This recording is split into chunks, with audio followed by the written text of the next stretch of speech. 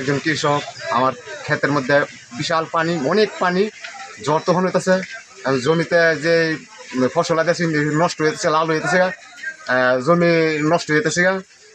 আমরা খুব সমস্যা, চিন্তিত আছি যে পরবর্তী সময় আমরা জমির কী অবস্থা, ফসল হায়াত নষ্ট, আমরা কী বেচুন, কী বিক্রি করুন, খুব কষ্টে আছি এবং অতিরিক্ত ঝড় তুফান, ভয়ের মাঝে আতঙ্কের মধ্যে আছি আমরা।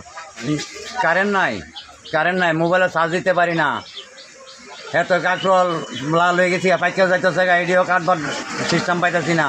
যেভাবে সমস্ত রাত বন্যা, বান তুফান, ঝড় বৃষ্টি, মানে বয়ে বয়ে লাইট কাটাইছি, ঘুমাইতে পারি না শান্তিতে। হ্যাঁ, এখন যে আল্লাহ জানে কি পরিস্থিতি, দেশের পরিস্থিতি ভালো দেখতেছি না বেশি। ওখানে মালিকে যা করে তা ওইব আর কি করুন দেব। বৃষ্টির কারণে কৃষক জমি থেকে কাকরোল পারতে পারে না, আমরাও কিনতে পারি না, বিরাট সমস্যায় আছি। এই বৃষ্টি কিছু কিনু করার দর নাই। বৃষ্টি লেগে 3 দিন ধরে করতে পারি না, তো প্রচুর পরিমাণ অভাব থাকবো।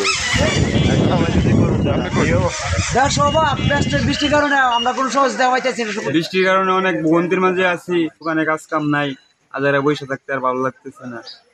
আল্লাহর কাছে দোয়া করি আমাদেরকে যাতে হেফাজত করে, বৃষ্টি থামায় দেয়, আমরা কাজ কাম করতে পারি।